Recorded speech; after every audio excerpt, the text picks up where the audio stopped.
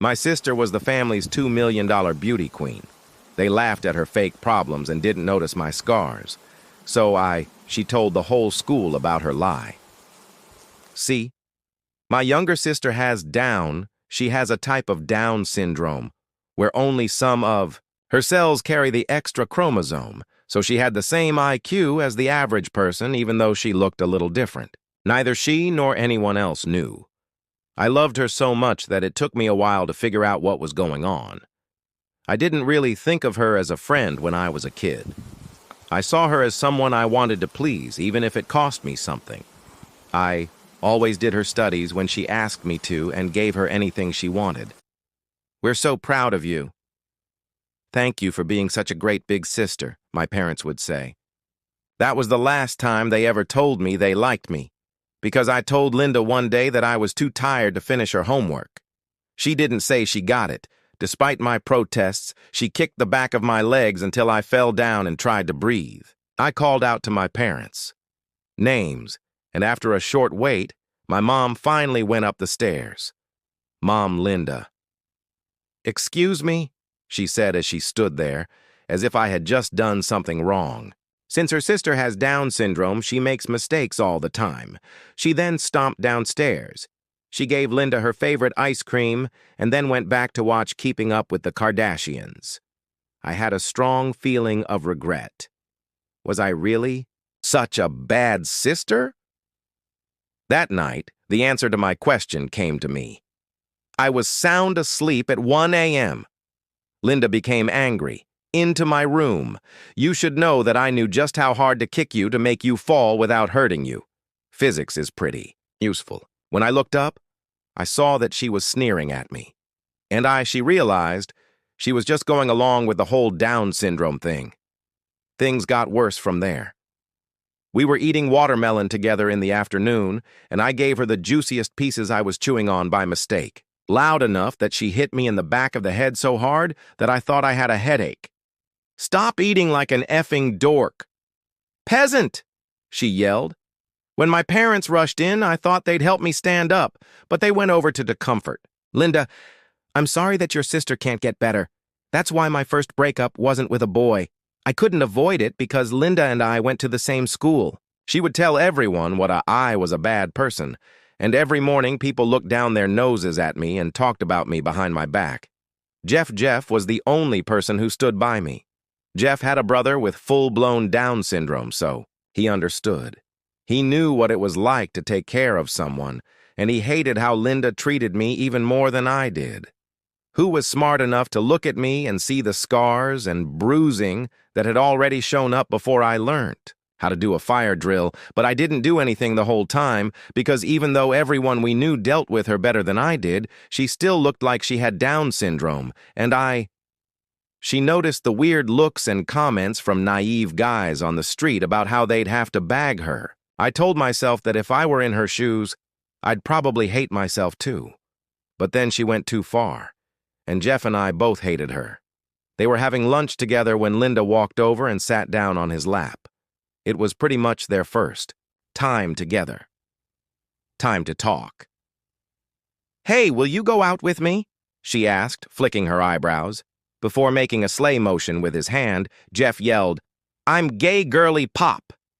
It made me jump, but when I looked at Linda, she looked really upset.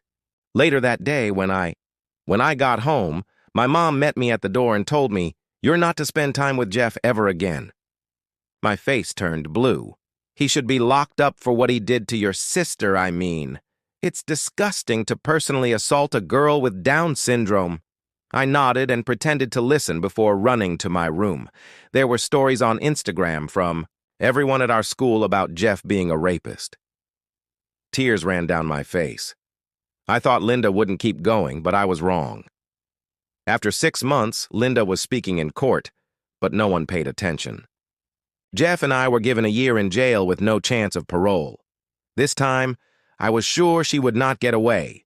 I paid for it because 12 months in federal jail gives you time to think about your plan instead of suffering. I paid close attention to everything Linda did and watched her when she thought no one was there. Her bad manners and the way she thought the world was out to get her made me think that. By the time Jeff left, I had came up with the best way to ruin her. The day Jeff was freed was strange. When they picked him up from the jail center, he didn't look different physically, but he did look tired. His eyes were hollow. They looked like he had seen things that made him look older than his years. We drove for a while without talking, before he did. He told me that he thinks about how to get back at her every day. I told him I had a plan, but he cut me off. His answer was, "No, I have a better idea. Just trust me on this one." The voice was also different, tougher. I was confused, but I agreed. The next week at school was weird. Jeff turned his back on me and wouldn't look at me in the hallways. Then on Friday, during lunch, Jeff was sitting with Linda and laughing with her. What I saw made my stomach drop. They made my hands shake. Had they jailbroken him? Was he playing a long game? I tried to get his attention, but he wouldn't look at me. After school, I waited by his locker for him to come in. Linda was with him. She smiled at me and grabbed his hand. Jeff looked at me and said, "Sorry." I understood what he meant. Things while I was away. I'm actually straight, and Linda is great. My jaw dropped, and Linda's smile got bigger. They both left, leaving me standing there like a fool. That night I couldn't sleep because I kept going over everything in my mind. Jeff had been my only friend, and now he's dating the person who broke his heart. It didn't make sense unless I texted him on my phone because that was his plan, but he didn't answer. I saw on Linda's Instagram that she was at Jeff's house meeting his family on Saturday. This is the same family whose the second child has Down syndrome. I knew Jeff's parents well. They were very smart people. If Linda wanted to fit in with them, she'd have to show her real colors one day. I chose to wait and see what happened on Monday. Different. Linda talked more in class, answered questions properly, and used big words. People began to notice. Wednesday came around, and she was helping other students with their tasks that she had given me earlier. Talking, but this time it wasn't about me. They didn't understand what Linda meant. How could someone with Down syndrome all of a sudden, Jeff's parents picked him up from school on Thursday? I saw Linda talking to them from across the parking lot. She was using hand signs and talking quickly. Jeff's mother kept turning her head carefully to look at Linda as if she wanted to impress them. His father was frowning. Jeff finally texted me back that night. One word. Wait. Linda's life started to unfold on Friday in biology class. She told the teacher something she thought was wrong. Everyone, including the teacher, looked at her. Shocked. At lunch, I ate an apple by myself as normal, making sure to chew it well. I could see Linda because she was sitting close with Jeff and his friends and making a lot of noise. She kept looking over at me, getting angry. I took another big bite. Then she jumped up quickly. Jeff grabbed her arm, but she pushed him away. She walked up to my table and yelled at him.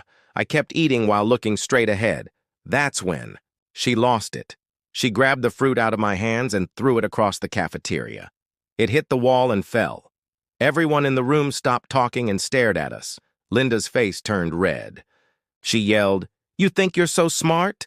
Don't you chew like that on purpose?" I kept my cool and said, "I do. I'm just having lunch, Linda, so I don't know what you mean." She jumped at me, but Jeff stopped her. He quickly stopped her and told her, "Babe, calm down. She's not worth it." Linda wasn't paying attention. She was yelling at me that I messed up her life, that I was jealous of her, and that I couldn't do what she could do, except that she was different. The longer she talked, the more normal she sounded. No slurred speech, no confusion, just a beautiful outburst of anger teachers rushed over. The director showed up. Linda kept screaming and using words that would make a college professor proud. Someone began to record with their. Then someone else pulled out their phone, and soon half of the people in the cafe were on theirs. Jeff let them go. Letting go of Linda and taking a step back, his face showing shock and confusion. He said, "Linda, you sound different." She stopped in her tracks. The thought hit her like a truck. She took off all of her mask. The director called Linda into his office, and as they walked away, I could hear kids playing. Already talking about, did you see that? She sounded fine. Has she been? Lied the whole time? Jeff sat down next to me and spoke softly. That was even it went better than I thought it would. I only wanted to make her feel safe enough to mess up. I didn't think she'd blow up like that. Watched as more videos of Linda's meltdown went popular on social media. By the end of the day, it had happened all over the world. The truth was finally told and caught in high definition for everyone to see. The weekend was terrible. My phone kept going off with alerts every few minutes, and the screen lit up my dark bedroom like a... There were a lot of messages from people at school asking if Linda had always been this way. She was lying, and I didn't reply to any of her stories about me, even if they were all lies. I was tired. And worn out from years of this nightmare, Monday morning came way too fast. I thought chaos would break out when I got to school. But it was much worse. The students were split in two.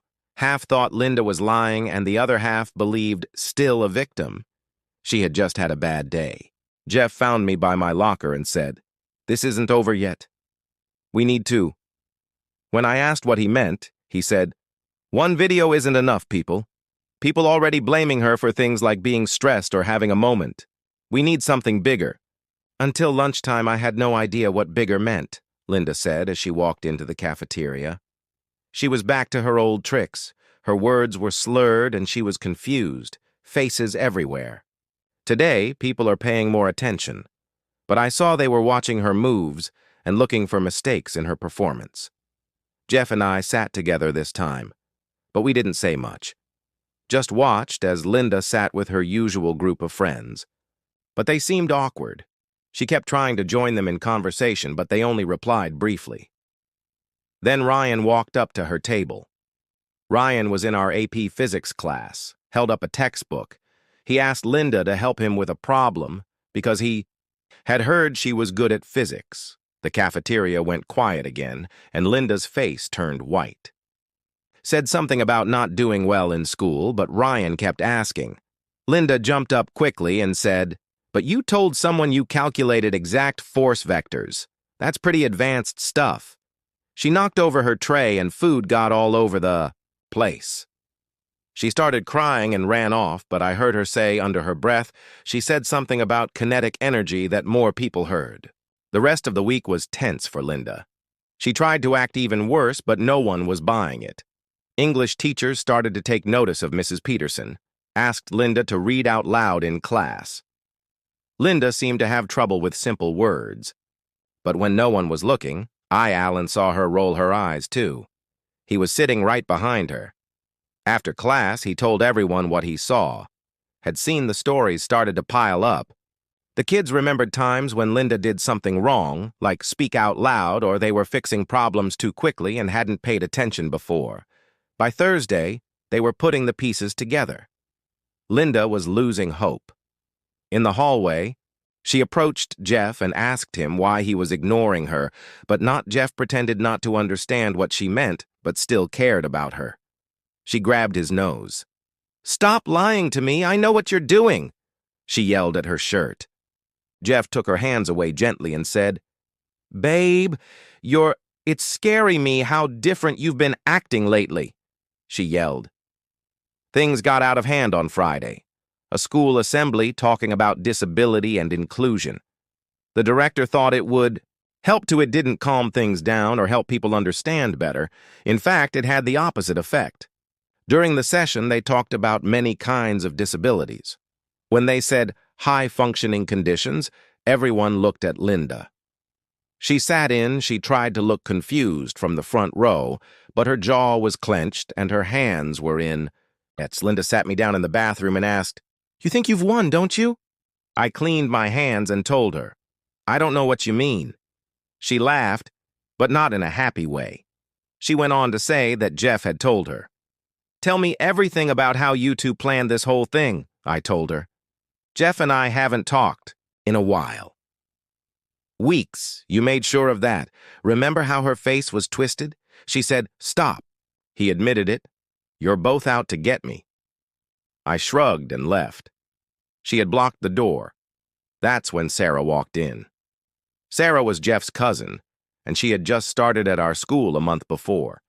She looked at us, and, when asked if everything was okay, Linda went back to her act right away, slurring her words and saying she was just Sarah, raised an eyebrow and asked, "Really?" because she was lost and needed help finding her class. "The way you spoke 5 seconds ago made it sound like you were frightening her," and Linda's mask fell for a split second. Her face lit up with anger. She was then pushed by Sarah and ran away from Sarah, took a quick look at me and said, "Jeff's parents want to meet with you to talk about Linda." I agreed. Attend the meeting after school. It was tough. Jeff's parents, Ruth and Bobby, sat there. In the living room across from me, Jeff was also there, but he decided not to say anything. Ruth spoke first. "We've been keeping a close eye on Linda. Something is wrong. My son, Jeff's brother, has Down syndrome. Syndrome, which is not the same as Linda's." I agreed, and Bobby leaned forward. Moving on, we looked into mosaic Down syndrome, which is what Linda says happened. To have can be very different, but her behavior doesn't match any medical research I told them about. The Ruth's face went grim as she talked about the time she figured out how hard to kick me when we were kids. She went on to say that she had been tricking everyone, even the justice system. Finally spoke up. He said, "I wanted to reveal her and show everyone what she really is, but I needed her to trust me first so she could let down her guard. It worked better than I thought." Bobby replied, "We need to be careful. She's already shown that." "We can't give her any ammunition because she'll use the law as a weapon," Ruth agreed. We talked about it. She said, "But we also can't let her keep doing this. It's wrong." She thought about what to do for another hour. That weekend, Linda made a big decision. Mistake. On Instagram, she talked about how hard it was to deal with her situation and how other people couldn't. I get her problems, but she used perfect language and complicated sentence structures all through the post. There were no mistakes. Someone took a picture of it before she could delete it and put out a simpler version. It spread like wildfire. By Sunday night, by Monday morning, everyone had seen it. Linda went to a frantic, "We went to school with our parents." They rushed straight to the principal's office, where I could hear my mom yelling. They talked in the halls about cyberbullying and racism, but the principal wouldn't listen. More parents called over the weekend. They wanted to know if Linda had been telling lies the whole time and their kids had been tricked. A message was played over the speakers during lunch. "There will be a parent-teacher meeting that evening. A lot of people were urged to bring their families." Jeff found me after class and said, "Tonight is it. Everything comes out. Just tell the truth. No lies. Let her hang herself with her own rope." When I got home, I found my parents were very angry. My mom yelled at me for 2 hours, saying I was ruining Linda's life and being jealous. I didn't fight back. I just went to my room and waited for the meeting to start. It began at 7:00, and when we got there, the auditorium was full of parents, teachers, and kids. Answers, the principal, started by saying that they were there to talk about worries about an incident involving a student. He didn't name Linda, but everyone knew who she was. He stressed how important honesty and trust were in their school community. There were then questions, and Kelly Allen's mother was the first parent to speak. She said that her child were telling her scary things about a student who might be lying about having a disability. I was wondering what the school was doing about it. Before the director could answer, my mom stood up and said, There is a witch hunt going on because my daughter has Down syndrome. She is being picked on for being different." The mother spoke up. "With all due respect, I have a son with Down syndrome. I know what it looks like," she said. "What Linda has been doing doesn't fit with any type of the situation." Parents yelled, arguing with each other, some trying to protect Linda and others looking for answers. The director tried to bring order back. Linda then got up and told everyone, "Stop it. Just stop." The room went quiet. Dropped her voice, sped up her breathing, and turned a bright red face. Do you want to know the truth? Okay, I have mixed Down syndrome and above-average intelligence. But do you know what it's like to look different and have everyone think you're stupid before you even say anything? Even if you opened your mouth, the room was still quiet. She went on. I learned early on that people were nicer when I played into it. Some of my parents gave me things they didn't expect much from me.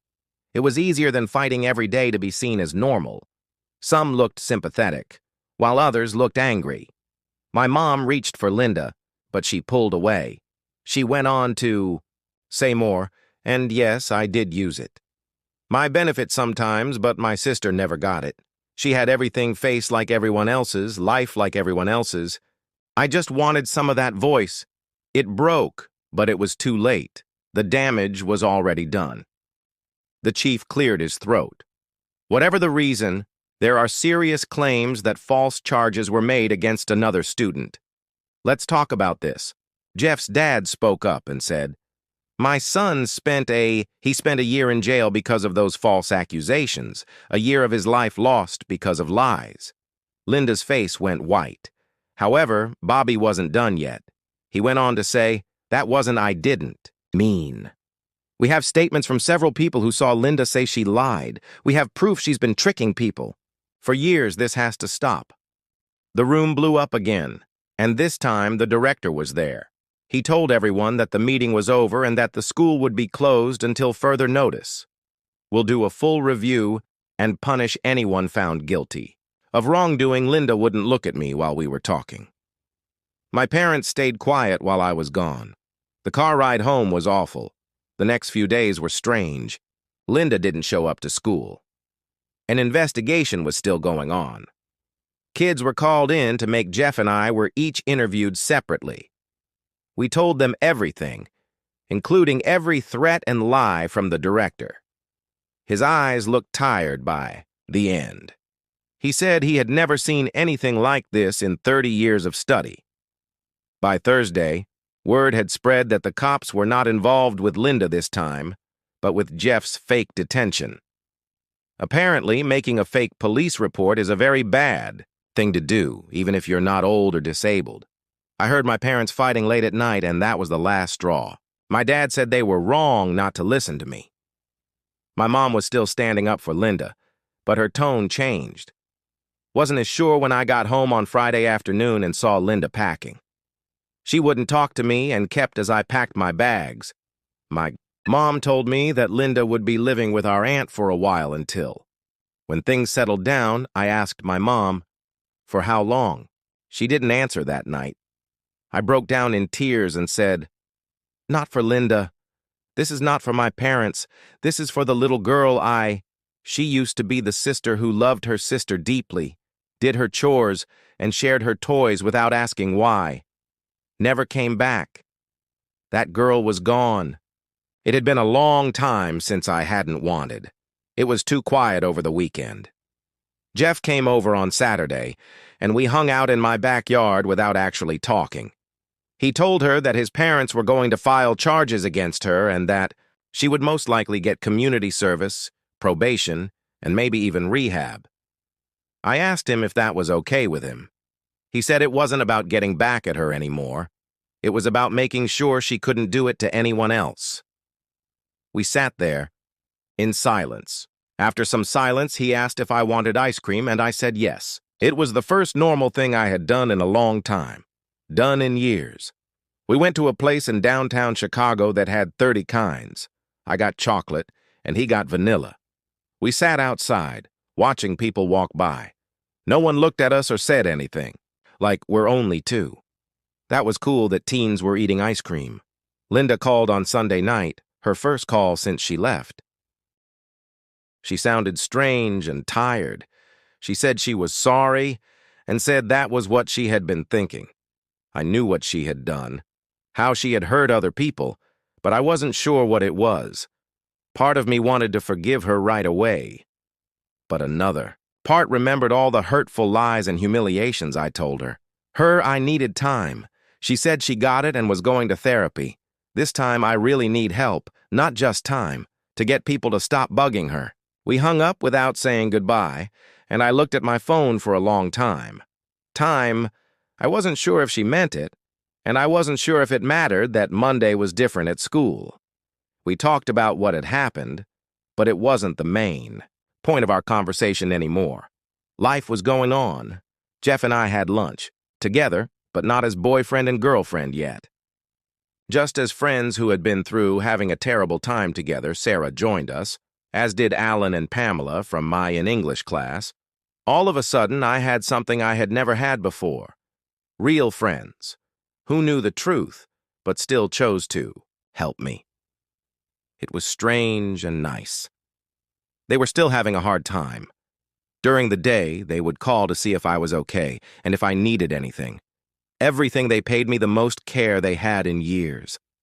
I didn't know how to deal with it. I felt angry. Where were your kind words when I had marks all over my body and was crying myself to sleep? I was just too tired to hold on to my anger by Wednesday. The principal had said that the review was over and that disciplinary action had been taken. He didn't say more, but everyone knew what he meant when he said Linda's record would always show what she had done for her college applications. Would be affected. Scholarships were lost. Her life was built on lies. I should have felt successful. When I was falling apart, but all I felt was empty. Jeff noticed. I agreed, but I didn't trust myself enough to say anything. He said, "It's okay to have mixed feelings. She's still your sister." When I went to the bathroom that afternoon, I saw Peyton crying in a cubicle. Peyton, a student, had been one of people who defended Linda the most. I asked them if they were okay, and they said they felt stupid because they believed what Linda said. They didn't know what to believe anymore because they thought they were saving someone weak. I told them it wasn't their fault. Fault that Linda was good at lying and that wanting to keep someone safe wasn't something to be ashamed of. I told him, "Thanks for not rubbing it in." He nodded and wiped his eyes. I would not do that. We had all been lied to at some point. More news came out on Thursday. News wanted to cover the story, but the principal quickly took it down because the kids involved were minors, needed space to myself, and was glad I didn't need extra attention from Jeff's family. Less luck. Someone had told them who they were along with the fake arrest calls they were getting from reporters, said his mom. Was mad and that they just wanted to move on and forget about it, but the internet wouldn't let them. Don't forget that screenshots of Linda's posts were still going around. People looked at them and said difference. It was like watching a car crash in slow motion. You tried to look away, but you couldn't. Linda's birthday the past few years had been a big deal with parties and gifts, and everyone loved her. Year? Nothing. My parents didn't even bring it up. I thought about texting her.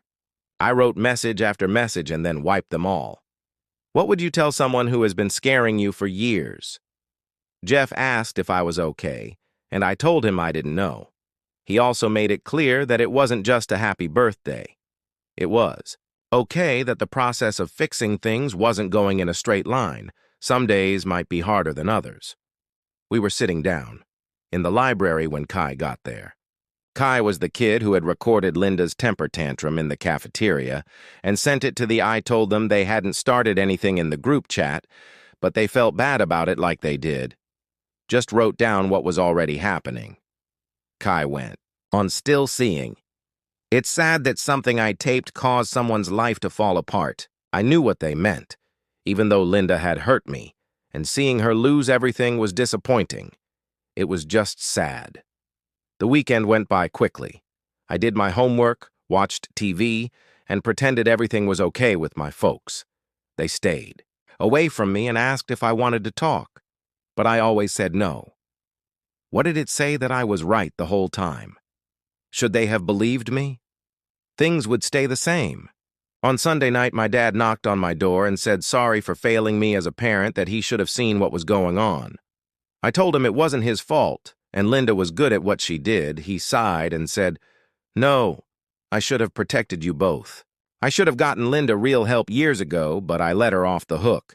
Did he cry? I had never seen my dad cry before I gave him a hug. He said, "We'll figure it out. Maybe it wasn't too late." He hugged me back and told me he loved me. He was proud of what I did. I, too, cried.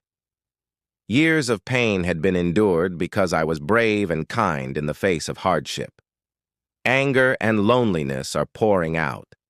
Things stayed this way for a long time. Monday brought some surprising news.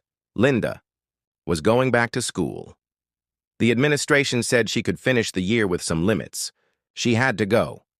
Needed counseling and to stay away from some students, like Jeff and me. Any violation would result in expulsion right away. I saw her in the hallway between the second and third classes.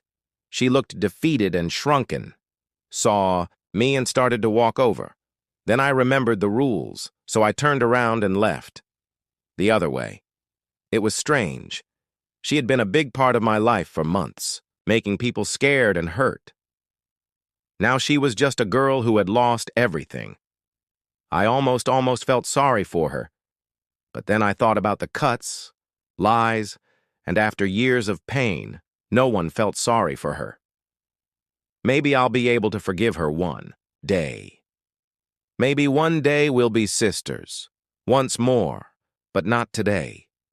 Today, all I had to do was work on putting back together the life she had worked so hard to destroy, about being free, on learning what it means to live without fear, on learning who I was without her shadow over me, on learning my own voice again after years of silence. The next 2 weeks were strange. Linda stayed mostly by herself. She ate lunch by herself in the cafeteria area. People would look at her, but no one would talk to her.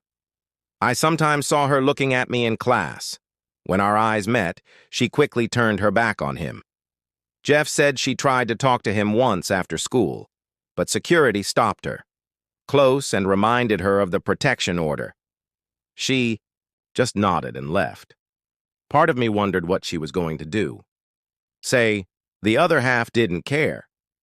My parents were trying too hard to make up for Mom started making my favorite foods every night, and Dad would ask me about my day and really listen to what I had to say. Response: it seemed fake, like they were following a script called How to Be Good Parents. I went along with it.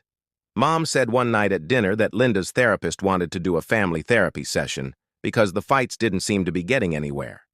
Session to help her get better. I almost choked on my pasta and told her very clearly, "No way." My dad stood by me. Mom didn't bring it up again because she knew I'd been through enough. School was back to normal. The Linda drama was over. People talked about other things, like who was dating whom, who failed which test, and other normal teen stuff. Topics. It was nice that Jeff and I spent more time together. We're not dating, but he and his family would sometimes ask me to come over for things like hanging out, going to the movies, and getting food. Supper, his brother Peter would show me his drawings, which were better than anything I could do. He was happy when I told him that. After that, things changed again. It was Thursday, and I was having lunch with Jeff and Sarah when I heard yelling. When I turned around, Linda was standing on a yelling at a freshman who she said had run into her.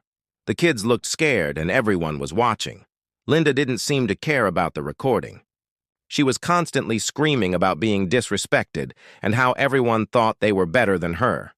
A teacher came over and told her to get down, but she refused, saying she was tired of being told that.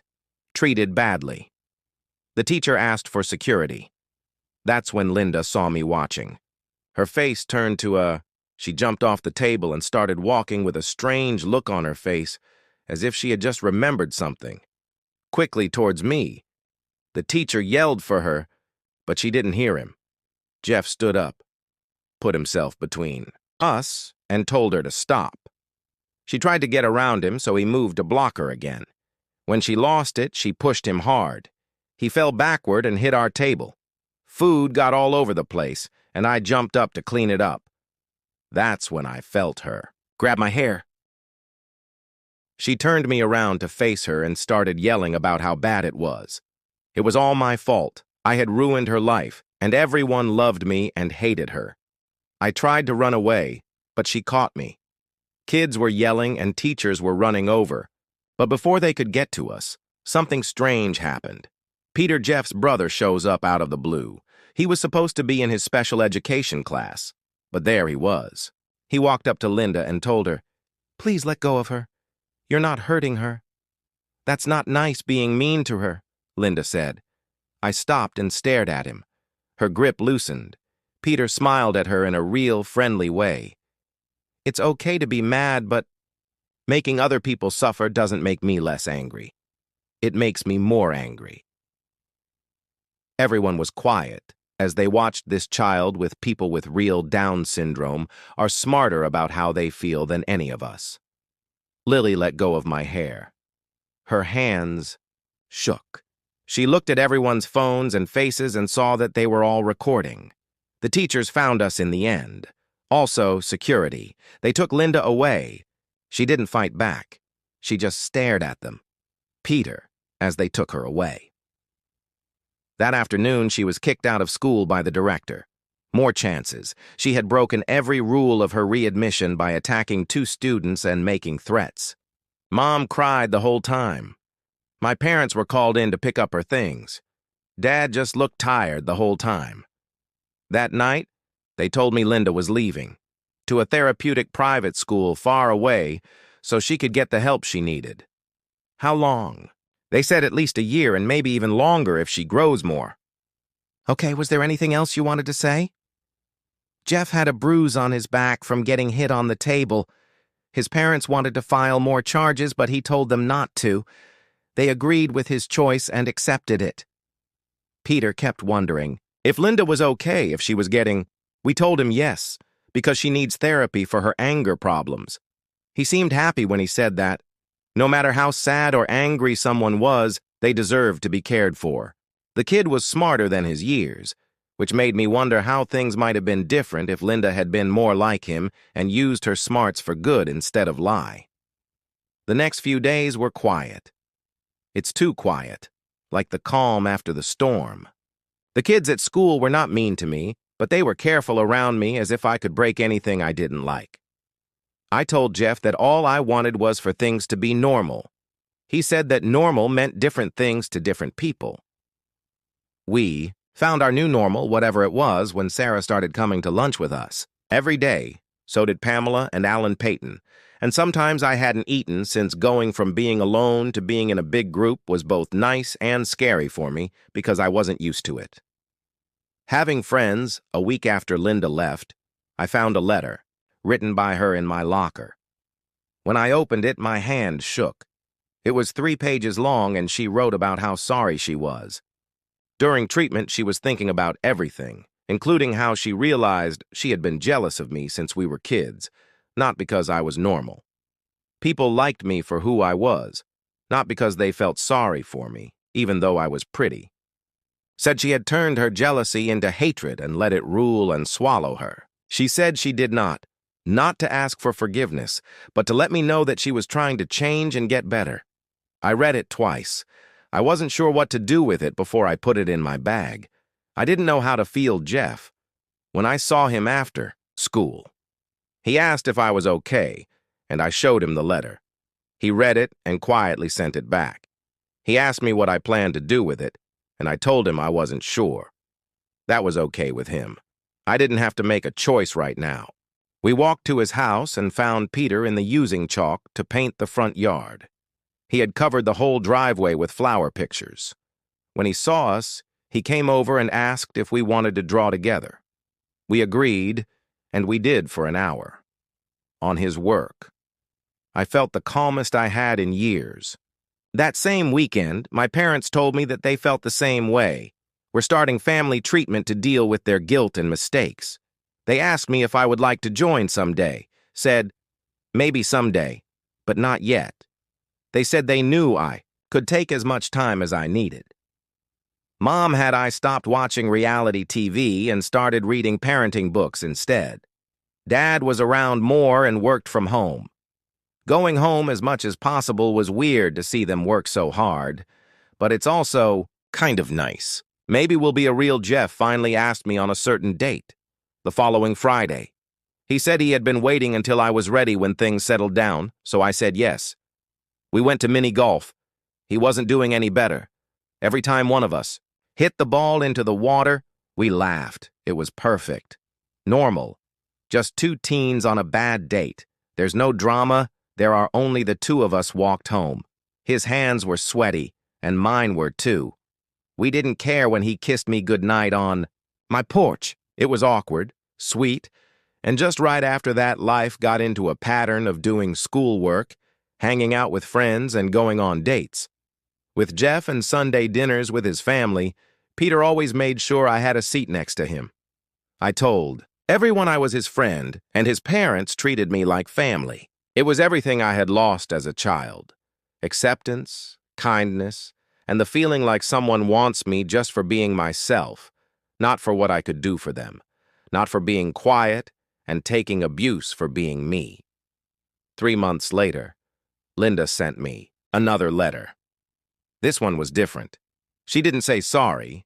Instead, she thought about what she was learning and how she worked with her doctor to understand better what she did, how she started helping disabled younger kids at school, and how it made her feel great that she could use her intelligence to help others instead of hurting them.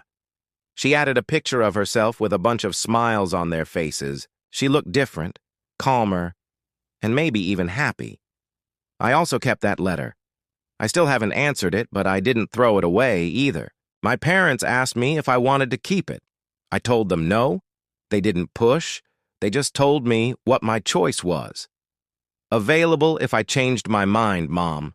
They had also gone through big changes. She probably said sorry 100 times, saying she had let both of us down. Dad had started coaching a special needs child. He said that being on a basketball team helped him understand what real challenges looked like and how much harder life was for them. Was for families dealing with real problems, not made-up ones. Every night we ate dinner together and we talked about our days. It wasn't perfect, but it was better. Jeff and I had been dating for 6 months when Linda called for our first date. Hearing her voice for the first time since everything happened. She sounded different, quieter, and more grown up. I knew she would understand if I didn't want to talk. All I wanted was to hear my voice and know that therapy was helping her. It was helpful that she had been accepted into a special program for kids with behavior problems. I learned how to deal with things and made real friends. I listened but didn't say much. When she asked how I was doing, I said, good. And really, meant it. I was good. Finally, after years of not being great, I was finally good. She asked about Jeff and if we were happy. I told her yes. She told him she was glad he was a good person, saying, I deserve someone good. There was a long silence. She said she had to leave because group therapy was starting, and before she hung up, she told me she loved me. Okay, I love you too. That's okay. That was all I could say. I'll be able to say it back one day, but not yet. Not today. Today was enough. For both of us, the start of senior year brought changes. Linda wasn't coming back, had finished her program, but she was still going to a therapy college to keep getting help. Treatment while she studied. My parents visited her once a month, but I still didn't go. I did send her a birthday card, though. She sent me one back in the mail. Little steps. Jeff and I were still together getting ready for college. We had applied to some of the same schools, not necessarily to stay together, but because we were interested in the same things. If you're still in the same place, great. If not, we'll figure something out.